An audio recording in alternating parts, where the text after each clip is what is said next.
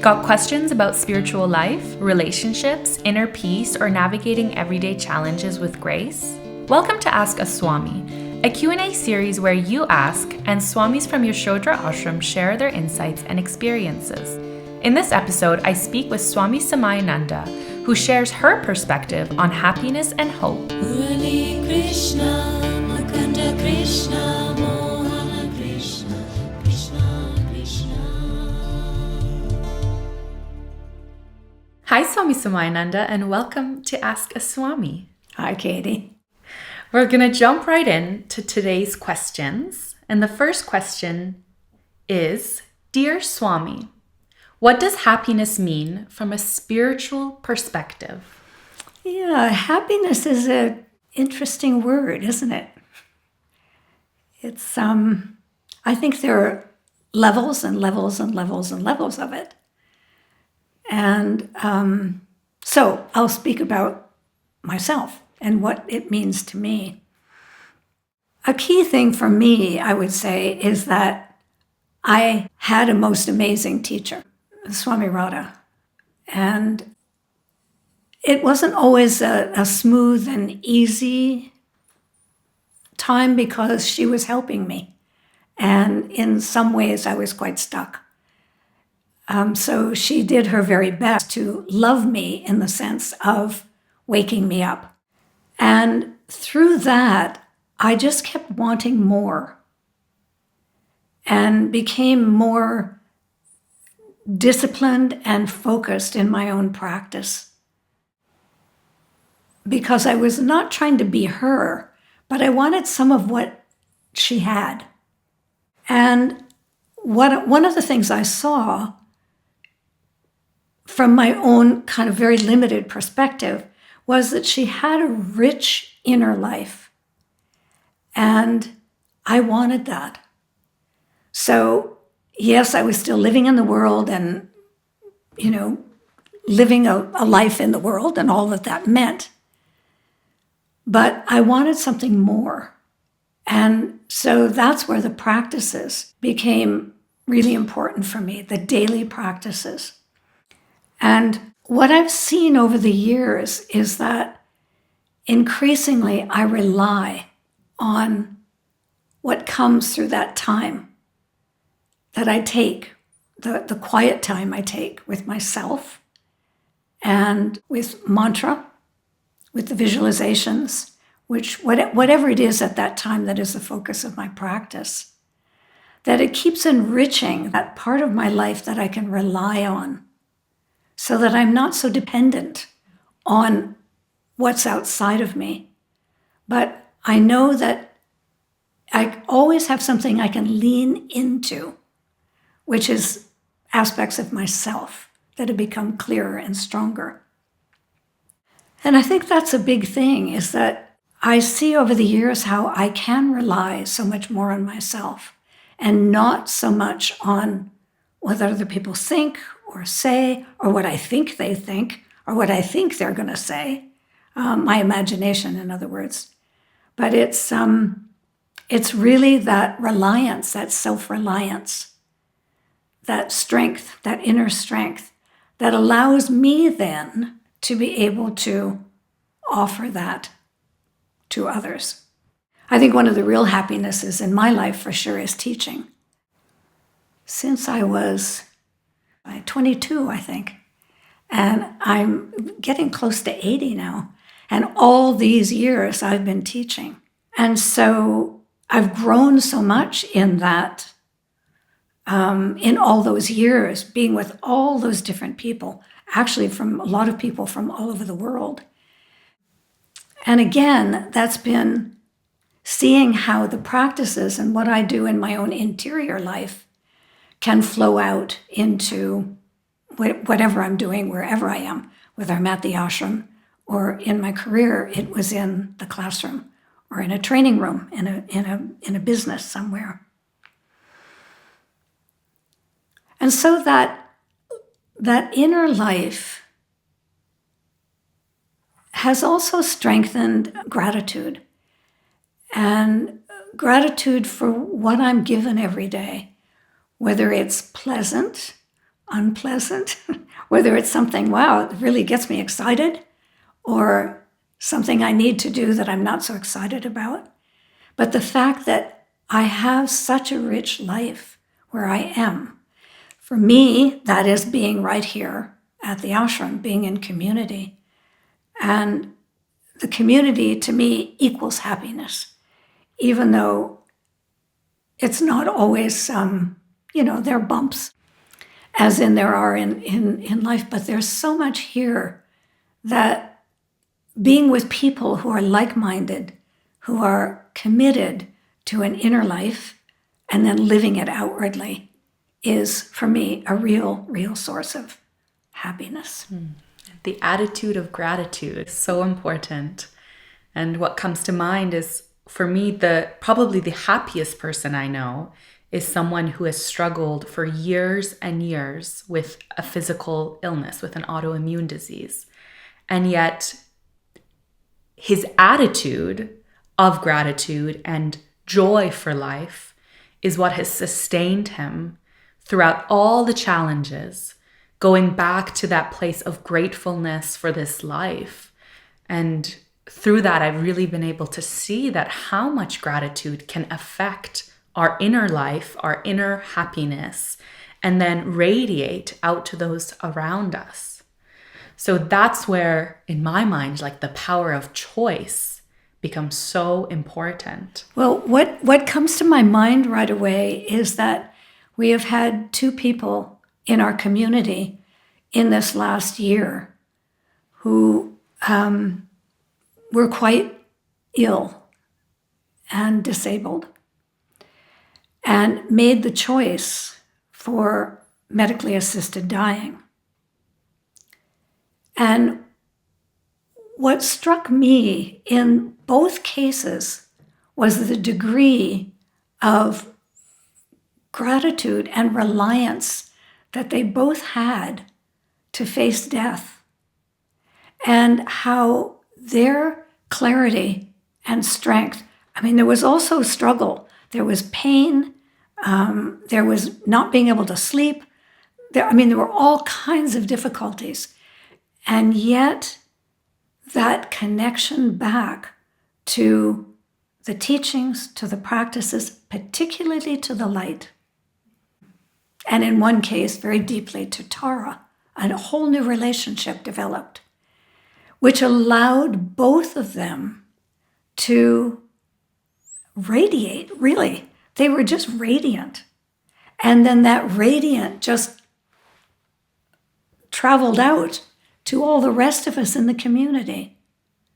The gift that they both gave was just probably one of the most touching things of my life. And it was their gratitude. At the very heart of it was the gratitude. Yeah, what you said there about the pain and the suffering and the sleepless nights, then you said, and yet. And it reminds me of a haiku, and I'm forgetting the author. It's a Japanese poet. And he writes, "This world of dew is, yes, a world of dew, and yet." So it's like all this pain exists, all these hardships, all this suffering in the world, and yet there's beauty, there's love, there's the light, and that power that sustains all of us and encourages us to keep going. And yeah, hearing you appreciate kind of the importance of community, that feels very important too. Community and how we connect with others and how that can nurture our contentment in life and our joy and our happiness.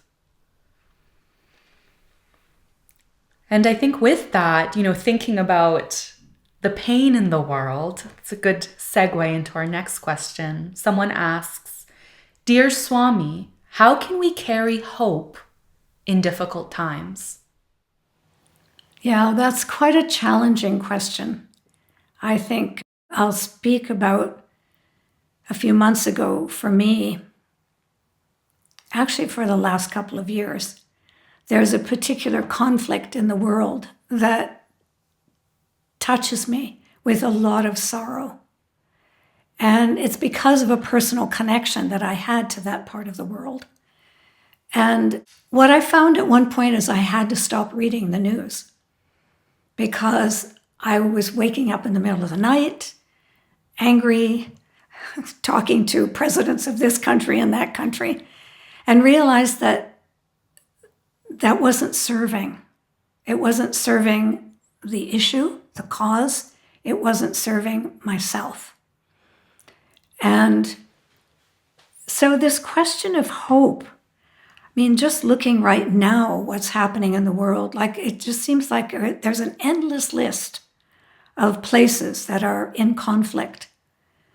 And I think one thing I know that, Katie, you're getting ready right now to be in the classroom teaching the Gita, the Bhagavad Gita. And I think, yeah, it goes all the way back to those thousands of years ago where the brothers are on the battlefield. And here we are, we're brothers on a battlefield in the modern world. And so I think in some ways I find that perspective helps me not to dismiss what is happening and say, oh, well, you know, it happens every century, or I don't mean that. But it does give a perspective that we're human, we're caught in human drama. And so what do I do about it individually? And I think it really is an individual question that each person has to ask.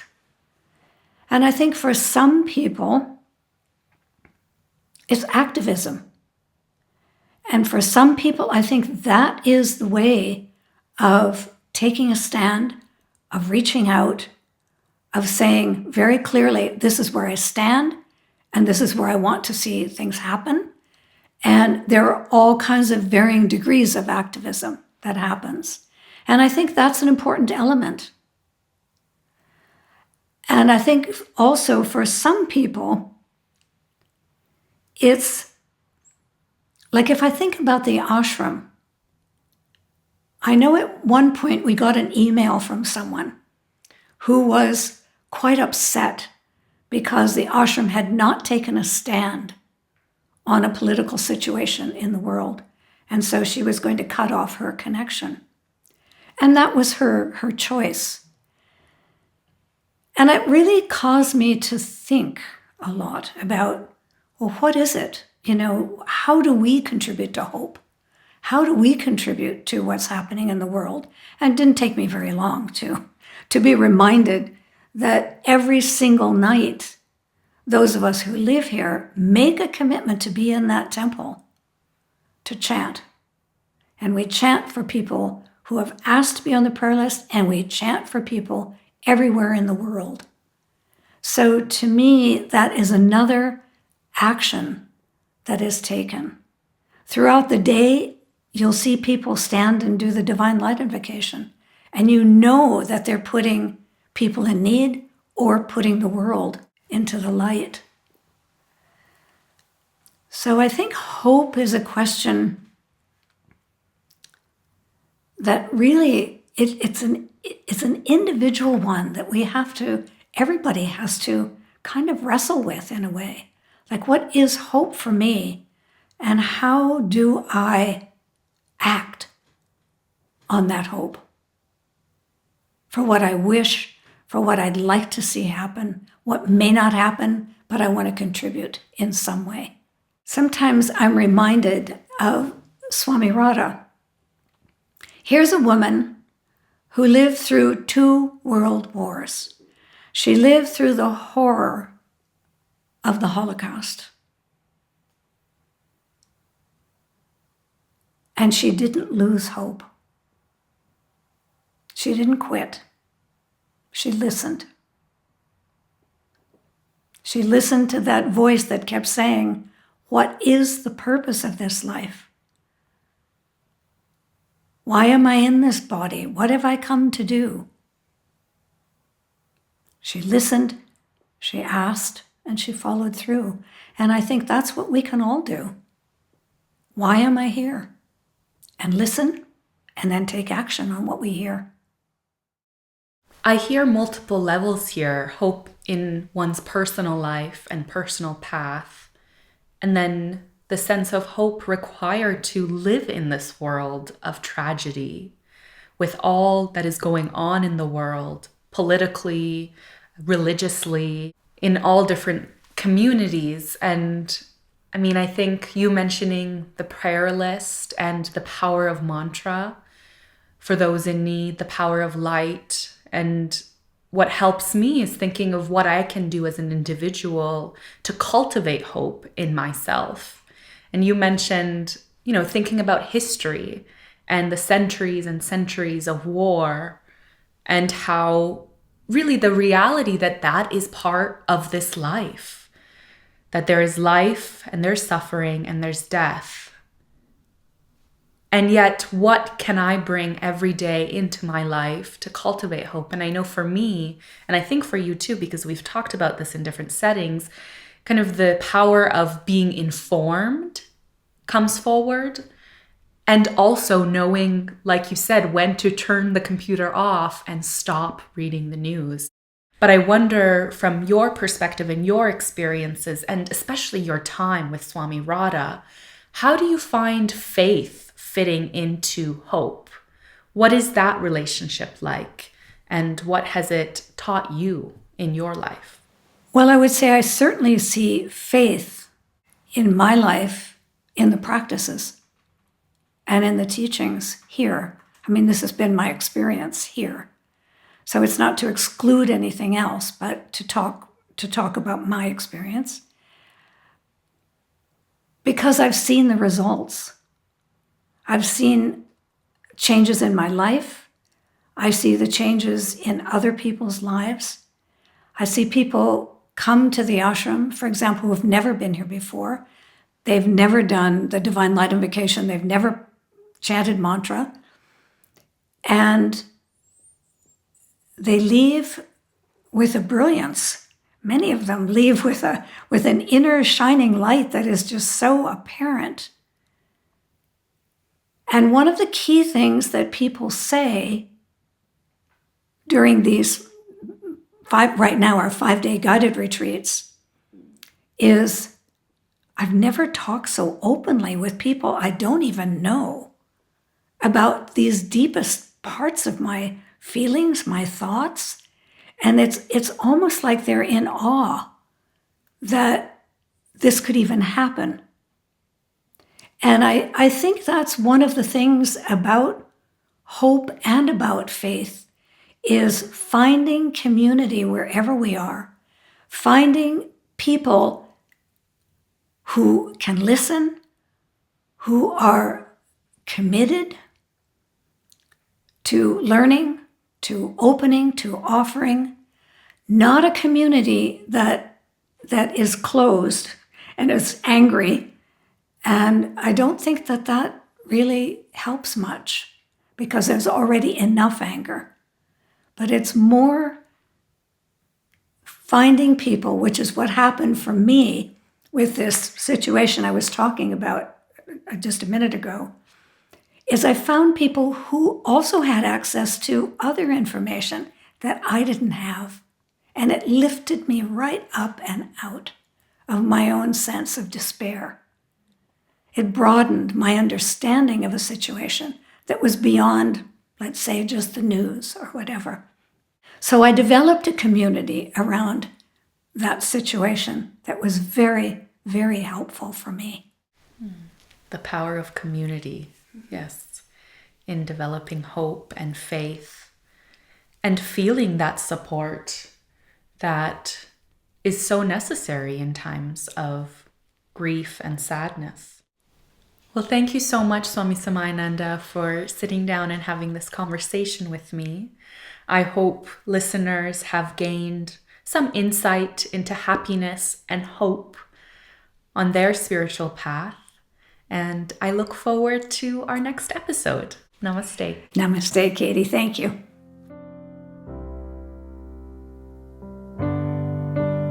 Yasodhara Ashram is located in British Columbia on the unceded traditional territory of the Ktunaxa and Sinixt peoples. If you have questions that need answers, you can submit them to the form link in the description. You can learn more about the ashram and Swami Samayananda Radha's teachings by visiting our website at yasodhara.org.